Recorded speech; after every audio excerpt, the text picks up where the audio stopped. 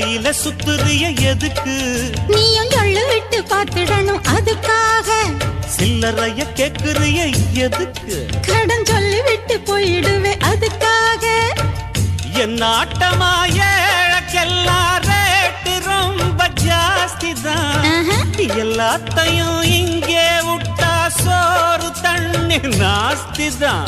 வெட்டியாக என்ன பேச்சு வெள்ளவாசி ஏறி போச்சு. நானும் தானே வாழணும். பக்கம் வந்த மாமா இதுக்கு பேரம் பேசலாமா?